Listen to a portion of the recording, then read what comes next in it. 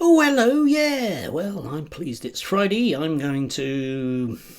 I'll probably sit in bed and read a book, to be quite honest. It's that kind of weather, really, isn't it? Anyway, yesterday we had yet another big thing from the Reform Party telling us about how we should really vote for them.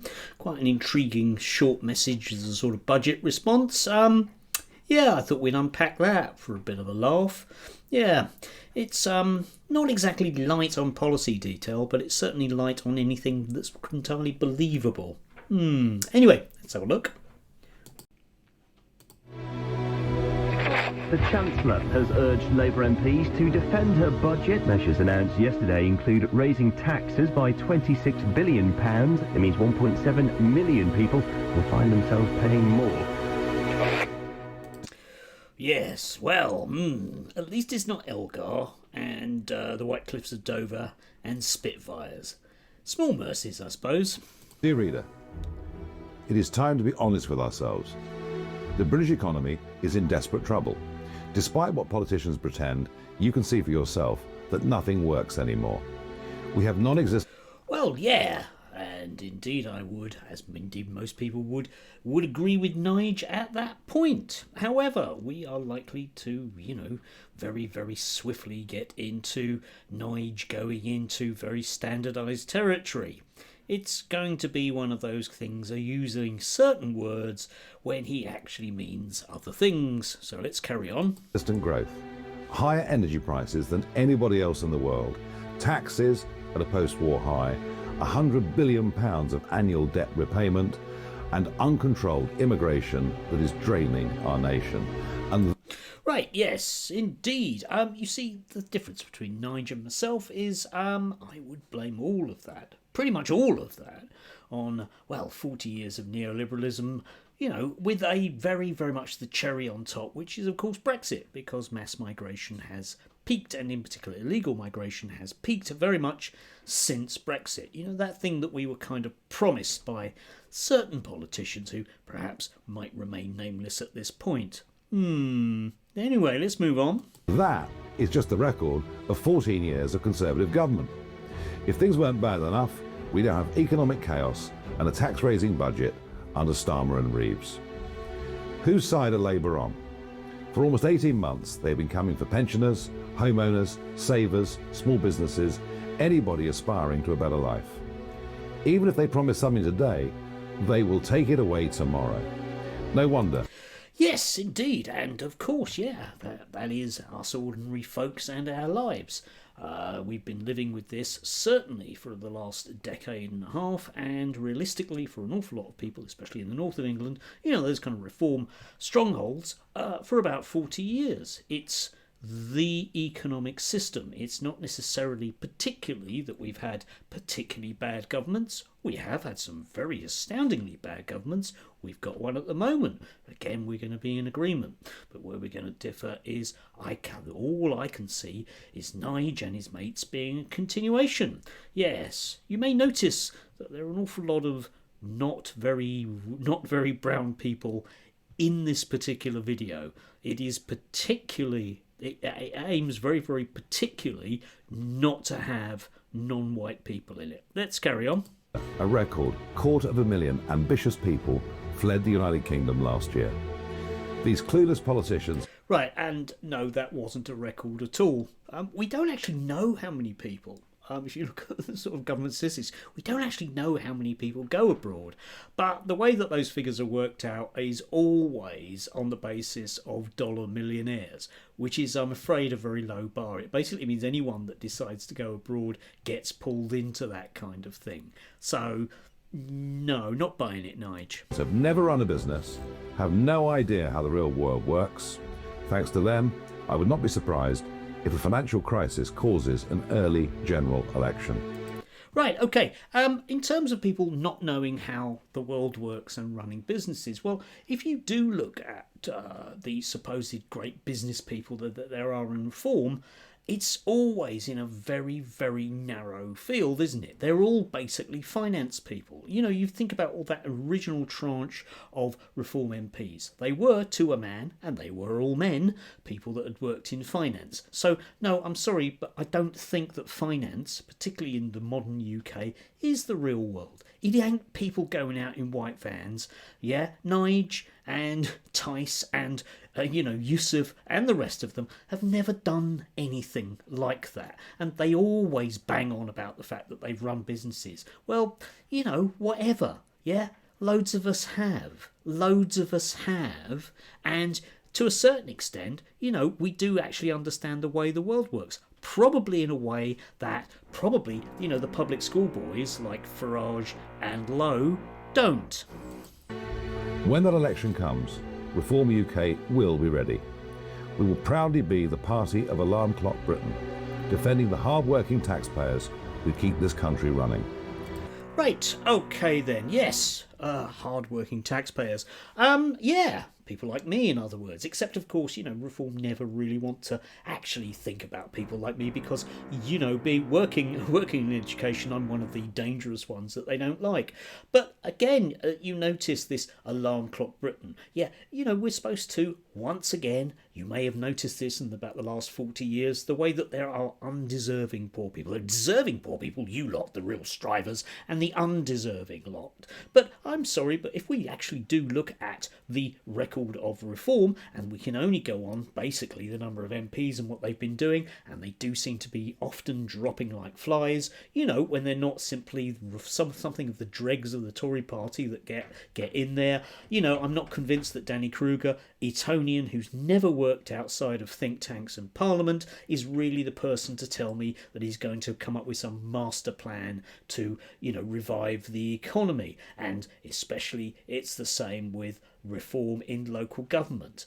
For all that positive vecting, by God, they seem to be a bunch of racist oddballs with no ability to run anything. They are actually suggesting, like for example, with Kent, reform, flagship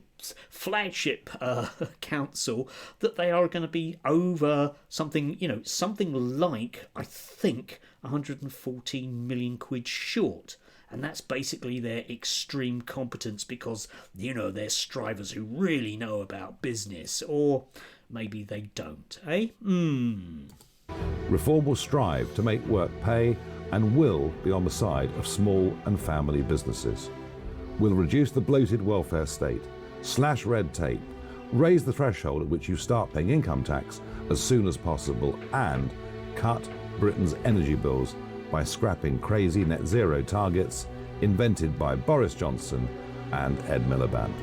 Okay, and in a nutshell, there you go, you see. It's just the same old promise. Yes, indeed, we need to unleash the entrepreneurs, don't we? Yes, unleash the entrepreneurs. But they never do. The Tories have been saying this for 40 years. It hasn't happened. What they really mean is we will ensure that the very, very big, important people that pay us a great deal of money, primarily in finance, will be allowed to slash the welfare bill. That'll include people in your family who can just be utterly miserable compared to being utterly unhappy from where they are now. And also slashing red tape is always just simply a euphemism for, well, we won't actually have workers' rights. That's always what the ECHR stuff is, isn't it? It's the same old.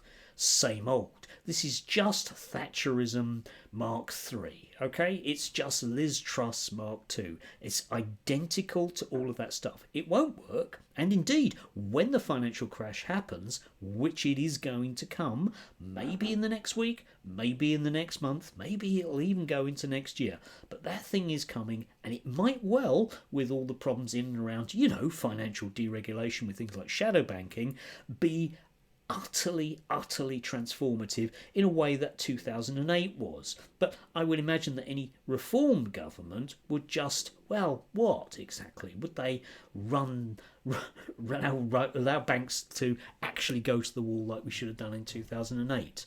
Because all of those people that talk about financial prudence ignore all of the stuff that went on in 2008. Oh, we can't just print money, unless of course it's just simply to bail out the banks. And we can't possibly change anything apart from, all the people at the bottom. Yeah, the alarm clock Britain. We're not going to change anything for the people that live in oast houses in Kent, or maybe those that have gone abroad to Dubai, like certain people like Dickie. Indeed. Let's move on.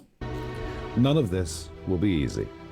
I've made it clear that we cannot promise immediate tax cuts until we tackle the debt crisis created by the Conservatives and Labour. For too long, governments have prioritised those who take more out of the country than they put in. Enough. Reform will end. Yeah, there you go. Dice it and splice it. Yeah. So, we're on the side of the good working class people, not the bad working class people. No. We're gonna divide you up in amongst yourselves, because that's the way that we do things. In the inevitability of the ruling class that are seriously haven't got you realistically, your best interests at heart. I'm sorry, but it is just, once again, this is just neoliberalism. But this time it's on speed, except we're led to believe that maybe, after 40 years, this time they're going to do it right.